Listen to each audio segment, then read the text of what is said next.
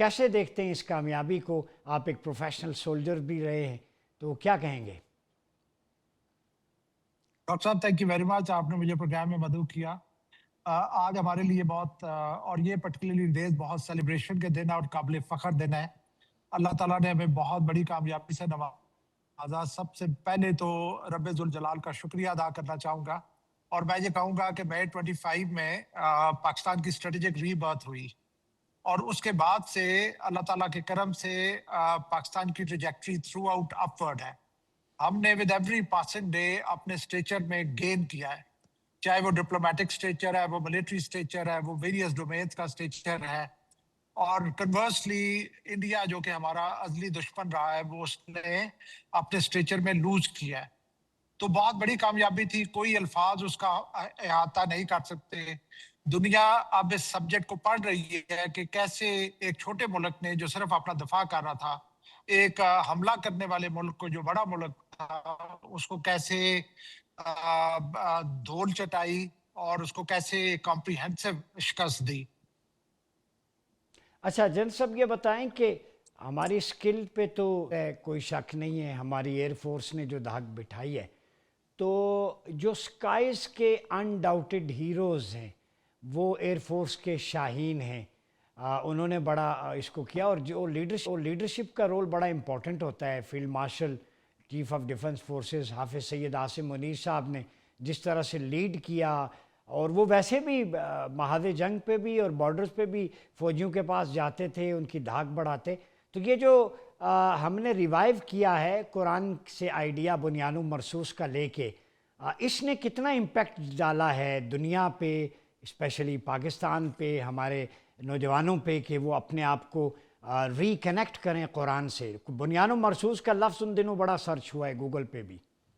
Doctor साहब देखिए, इस पे बुनियानुल मरसूस जिसका मतलब सीसा सीसा पलाई दीवार है, तो प्रैक्टिकल ने मैनिफेस्ट किया इस कॉन्सेप्ट को। पाकिस्तान ने प्रैक्टिकली मैनिफेस्ट किया इस कॉन्सेप्ट को कि हम बिल्कुल पूरी कौम जो है, जिसमें तमाम सेगमेंट शामिल है, वो पॉइंट है कि इस ऑपरेशन को एक कुरान से अखज़ शुदा अल्फाज का नाम देना और अल्लाह ताला पे यकीन रखना, अल्लाह ताला पे फेथ रखना और उसी की तरफ देखना कामयाबी के लिए एक बहुत बड़ा एक हमारे लिए सबक है कि जब तक हम अल्लाह की तरफ रजू करते रहेंगे, जब तक हम अल्लाह ताला के अहकामात पे अमल करते रहेंगे, हम कामयाबियां समेटते रहेंगे। और जहां कहीं पे हम ये नहीं कर रहे, हमें ये हमारे लिए सबक है कि हमें करना चाहिए, फिर ही हम अपने फील्ड में कामयाब हो सकते हैं। अच्छा ये बताएं, आपने बड़ा खूबसूरत बात की बुनियानो मरसूस, सीसा पिलाई दीवार। हम अस्करी महाज पे तो बुनियानो मरसूस हैं, हमारी बॉर्डर्स, हमारी फ़िज़ा बिल्कुल महफूज है, हमारे शाहीन है, हमारी आर्मी है। लेकिन हम मुआशी तौर पे, इक़्तिसादी तौर पे, तालीमी तौर पे, सकाफ़ती तौर पे, बाकी महाज़ों पे बुनियानो मरसूस कैसे बन सकते हैं? ये तो हमारे लिए रोल मॉडल है। अस्करिया ने मिसाल पेश कर दी, अब बाकी इदारे इसको रोल मॉडल कैसे बनाएं? हमारा जो हाउस है, इनसाइड हमें हमारे काफी मसाइल हैं। इंटरप्रोविंशियल हार्मनी, फिर उसके बाद एक साउंड सेल्फलेस लीडरशिप जो कि सिर्फ मुल्क का सोचे, मुल्क की बेहतरी के लिए काम करे।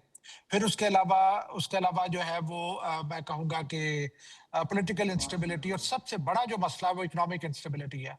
जब मेरे नजदीक अगर न्यूक्लियर वेपन्स ने हमें 80s में सिक्योर किया था अगेंस्ट एग्जिस्टेंशियल थ्रेट, हमारी फ्यूचर जो सिक्योरिटी है वो रिजाइड करती है इकोनॉमिक स्टेबिलिटी में।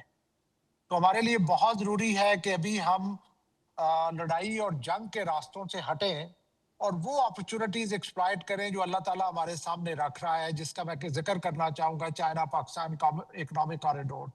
ये वो अपॉर्चुनिटी है जो कि जब हो रहा है तो डेफिनेटली इसमें हमें इश्यूज है सिक्योरिटी के, हमारी सिक्योरिटी को ये और ज्यादा एक्सैसिबेट करता है। लेकिन अगर हमने ये कर लिया तो हमारी इकोनॉमिक स्टेबिलिटी के लिए एक बहुत बड़ा ये मीन होगा, एक रास्ता होगा जिससे हम इकोनॉमिक स्टेबिलिटी इंश्योर कर सकते हैं। और मेरे नजदीक हमारी फ्यूचर सिक्योरिटी इकोनॉमिक स्टेबिलिटी में ही रिजाइड करती है। अच्छा दिन साहब ये बताएं, चूँकि हमारी लीडरशिप जो आर्मी की है, एक परसेप्शन था वो गलत साबित हुआ, ہمارے آرمی کے جنرلز ہوں، بریگیڈیئرز ہوں، ینگسٹرز ہوں، اب تو وہ کورسز بھی کرتے ہیں پروفیشنل، ہائر ایجوکیشن پہ آگے بڑھ رہے ہیں، جیسے آپ بھی ڈگری ہولڈر ہیں، تو اس میں پالیسی میکنگ میں بڑا رول ہے، ہر فیلڈ کے سبجیکٹ اسپیشلسٹ ہیں، سویلینز میں. تو ایسا نہیں ہو سکتا کہ ہم بنیان مرصوص اگر بنیں، یہ کرپٹ پریکٹسز سے جان چھڑائیں، چھوٹے صوبے بھی بنیں، نئی لیڈرشپ ایوالو ہو، کمپیٹنٹ ہو، آنسٹ ہو، تو فیلڈ مارشل اس پہ بھی کوئی انہیں توجہ دینی چاہیے کہ ان کے دست و بازو بننے کے لیے کوئی سبجیکٹ اسپیشلسٹ ان کے ساتھ ہوں، تاکہ یہ فوج ظفر موج جو ارد گرد جو باقی سیکٹریٹیز یا ان کے کوئی کام بھی نہیں ہے، صوبوں کی حالت، تعلیم کی، صحت کی دیکھ لیں، تو اس پہ بھی قابو پایا جا سکے. ڈاکٹر صاحب دیکھیں، اس پہ تو کوئی شک نہیں کہ پاکستان آرمی میں جو سسٹم ہے وہ بہت میرٹ بیسڈ ہے اور بہت کمپریہنسو ہے اپنی لیڈرشپ کو ٹرین کرنے کا. وہی وجہ ہے کہ آپ دیکھتے ہیں کہ پاکستان آرمی کی پرفارمنس کسی بھی فیلڈ میں، چاہے وہ ٹیررزم ہے، چاہے وہ جنگ ہے، چاہے وہ انکنوینشنل وار ہے، کنوینشنل وار، ہر فیلڈ میں وہ ڈیلیور کرتے ہیں. لیکن اس کے ساتھ ساتھ میں یہ بھی کہنا چاہوں گا کہ ہماری کوشش یہ ہونی چاہیے کہ ادارے بلڈ ہوں.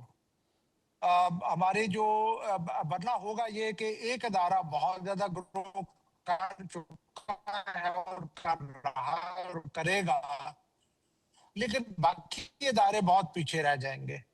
تو ضروری امر یہ ہے کہ وہ اپنا اپنا تعلیمی ادارہ اپنا کام کرے، جو اکنامک ڈپارٹمنٹ ہے وہ اپنی کام کرے، جو انٹرنل سیکیورٹی کی پولیس ہے وہ اپنا کام کرے.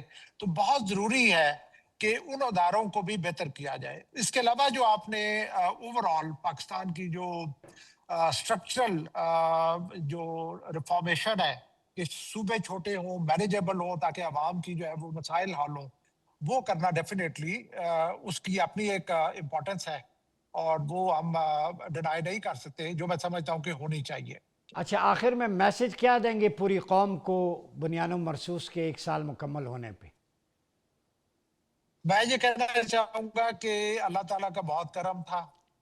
کامیابی کے بعد ہمارے پاس 2 راستے ہوتے ہیں، ایک ہوتا ہے کہ ہم ایروگینٹ ہو جائیں اور دوسرا ہوتا ہے کہ ہم ہمبل ہو جائیں.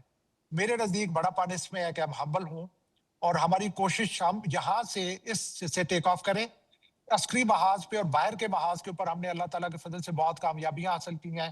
ان کے اوپر بلڈ کرتے ہوئے ہم اندرونی محاذ کے اوپر بھی وہی کامیابیاں حاصل کریں تاکہ پاکستان اندر سے مضبوط ہو، اور اندر سے ہم مضبوط ہوں گے تو ہم باہر کے چیلنجز کو سے نبردات ہو سکیں گے.